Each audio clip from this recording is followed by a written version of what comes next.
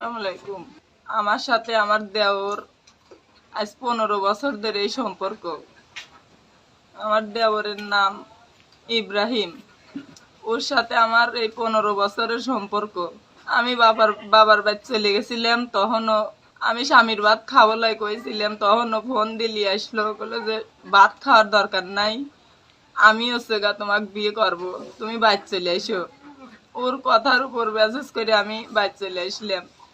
আসার পরেও খালি মিথ্যা আশ্বাস দিয়ে দিয়ে আজ লয় কাল, কাল লয় পশু, এরকম করে করে বিয়ে করব, নিয়ে চলে যাব। তারপরে এখন আস্তে আস্তে ধীরে ধীরে এতদিন হয়ে গেছে, পরে ওর গোপনে মিয়া দেখিছে।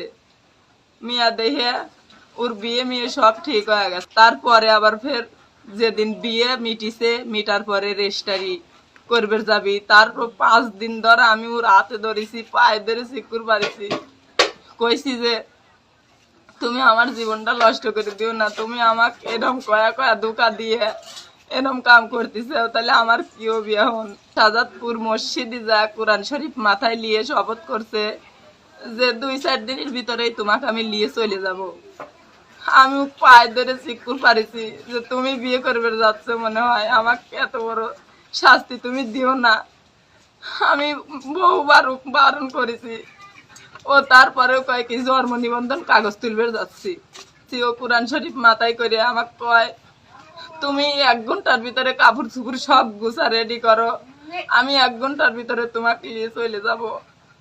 আমি কাপড় চোপড় সব গুছা রেডি করছি, আর খুঁজে পাই না। ফোন দেই, ফোন ধরে না। তারপরে আবার ফের বাজারের দিকে এগিয়ে গেছি, দেই যে ও আসতেছে। পরে কইলাম যে তুমি না আমার কাপড় চোপড় গুছাবে, কইলে আমি মনে কত আশা নিয়ে কাপড় চোপড় গুছাইছি তোমার হাতে চলে যাব। আমি বেটা বেটি চাল ভাল কারো মুখের দিক তাই নেই, তোমার হাতে আমি চলে যাব। ও আমার কয় কি এত পাগল হওয়া যাবি লয়, এত পাগল হওয়া যাবি লয়, যখন যাওয়াই তখন তাই করবো নে। তারপরে আমি বাড়িতে এসে ঘরে এসে ফোন দিছি। ফোন দেওয়ার পরে আমি কইলাম যে তুমি আমার পর কোনো দায় দাবি লাগে না, তুমি যখন আমাকে এত বড় সর্বনাশ করিয়ে ঠগাইলে, তাহলে আমার পর তোমার কোনো দাবি নাই। আমি আজ যদি মরে যাই, তাহলে তুমি আমাক তোমাদের এই শামুকজানি গোরস্থানে মাটি না দিয়ে আমাকে চেঁচাইনে গোরস্থানে থুই আসো। তুমি ঠগাইলে কিসির লেগে না আমাকে? তুমি যদি বিয়েই করবে, তাহলে আমার এত বড় সর্বনাশ করলে কে, আমাকে ধোকা দিলে কে, তাহলে বিয়ে করার আশ্বাস দিয়ে তুমি আমার এত বড় সর্বনাশ করলে কে? তখন আমার 2 ছাওয়াল আমার কাছে যায় কাঁদতেছে খারা খারা। এই সময় আমার শাশুড়ি যায়, কাল সন্ধ্যা 6টার দিক আমি এই ঘরে এসে উঠেছি, আমার দেবরের ঘরে এসে উঠেছি যে ও আমাকে বিয়ে যতক্ষণ না করবি ততক্ষণ আমি এই ঘরে থেকে নামবো লয়। আর ও যদি আমাকে বিয়ে না করে, তাহলে ওর ঘরে আমি গলায় ফাঁসিলি মরে যাব।